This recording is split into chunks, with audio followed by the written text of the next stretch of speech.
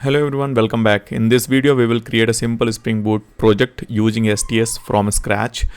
So in this video we'll see how to download STS and then how to set up that, and then we'll create a Spring starter project, and then we will build the REST controller and expose hello endpoint, and finally we will run the application and we'll see hello Spring Boot directly in the browser upon accessing the application endpoint, that is hello. Alright, so this is how the URL will look like, and the endpoint will be hello and the method will be get, and we should see the result hello Spring Boot. So let's get started and see how we can download the STS. Okay, so we'll access this URL, or you can access till here spring.io in your favorite browser. So I'm inside here spring.io. Now here you see the options, menu options, and you have to go to the Spring tools, and you can see these binaries are available for the VS Code, Cursor, Eclipse, and Thea. So here for the Eclipse we have all these distribution: Linux, macOS, and the Windows. So I'm going to go and click on Windows.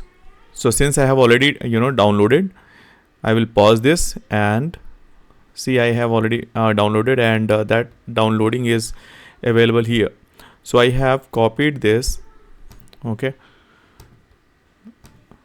to C drive, and I have extracted that, okay, zip file, and this will give you this particular, these files will be present after you extract. So all you have to do is to click on Spring tools for Eclipse, okay.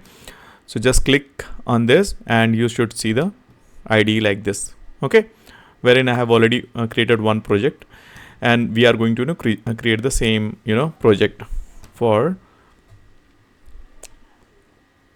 the task given, okay. So I'll go and click on file in the STS, see microservices, and you have to provide your workspace. When you are launching this, you have to provide the workspace. You can give any folder name in the workspace, and that's it. Then go to this. Once that ID is there, go to file and click on the Spring starter project, okay. So you have to provide the application name. So I can give hello Spring Boot, okay.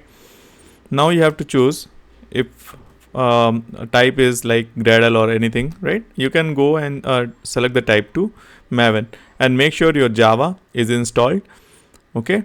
So we need to have Java JDK 17 plus.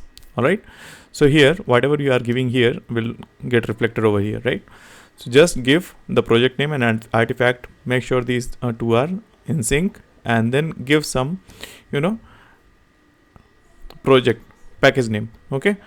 So just give package name to com.sdet. I have given, okay. Click on next, and here you have to search for Spring Web, okay. So this will go as a dependency, and Spring Boot version for in our case is 401. All right, okay, just go with the default, and here you have to choose Spring Web as a dependency, then click on next, and then so based on your internet speed, it is going to download the binaries and will keep it in the build path inside this project. All right, so this we have just created, okay. This is getting created. Now this is the structure, folder structure. So SDET, we have got one hello Spring Boot application.java by default, okay, and we have got pom.xml. Since we have chosen Maven, so it has given us pom.xml, okay. So now what you have to do is you have to just click on this application, okay, and just ensure the other projects are kind of stopped, okay. Any instance like this one is running, right? So I have to stop that to free up the port. Basically I'll just run it and we'll see the endpoint first, okay. We'll see if everything is fine. You should get this kind of output on the console saying starting servlet engine, okay, on port 8080. So this port is kind of occupied by Tomcat now, and your application is running with the context path as /. Okay, so if I have to go here and click on 8080, I'll get nothing. Okay, so this is fine. Okay, this means our application is working fine since we don't have any application context yet. Okay, so this is the white labeled error page. So this means your application has started on port 8080. All right, now what we have to do is like we have to create a controller, okay, wherein we will be writing the context path, endpoint basically. So let us go back to the application and create a controller. Okay, so now we can write a class, we can write a hello controller. Okay, so that is again going to be Java file. Of course it is Java. Yeah, so inside this package there is a class which we have created, and all you have to do is to just invoke the REST controller. Just give control and space bar, so you will be getting one REST controller, okay, annotation. Okay, and it will be importing the required class and inside this what we have to do is we will be creating a public method which we are going to expose. So let's see, we can write ABC or anything. Okay, hello method. Okay, and inside this what we are going to do is like we will be returning hello Spring Boot.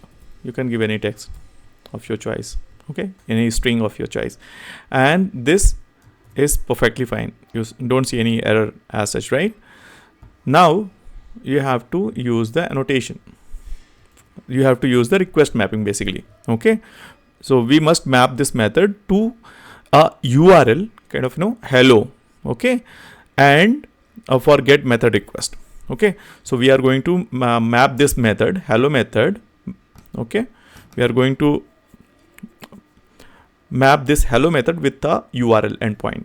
So now we have to use the request mapping. Just give control and see, it has created request mapping, and what you have to use is value equal to, you are going to map with hello.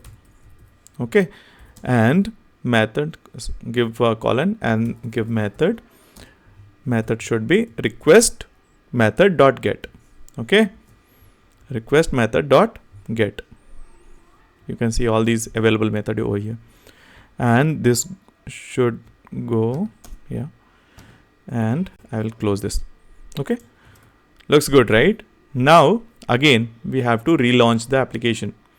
Okay, so if I save and if I just give hello, it may not work, right? If I have to just relaunch the application, which application? This one.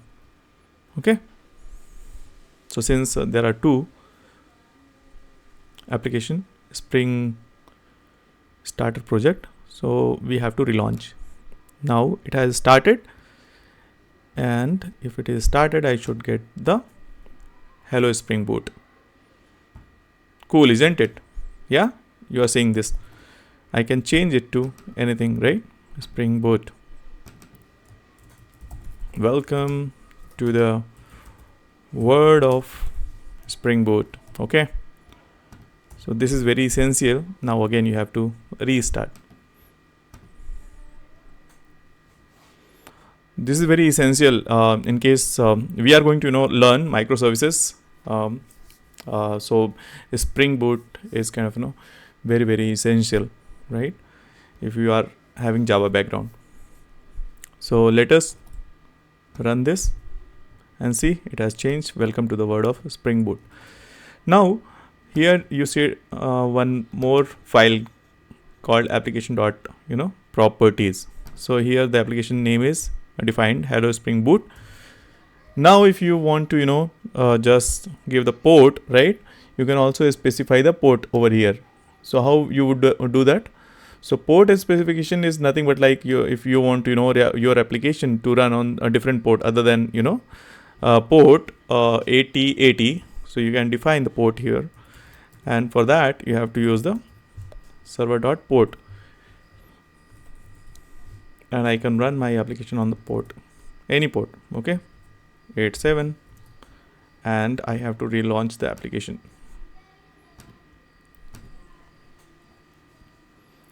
Now this will not be accessible, and I should see if the Tomcat is started on this particular port or not. See, it has picked up 8087 now. So you should not see any response here for this particular Spring application. It is gone, and rather it has redirected to the port 87 now. See, it is working, right? So that's it from this video, and I hope you have liked the explanation. I will continue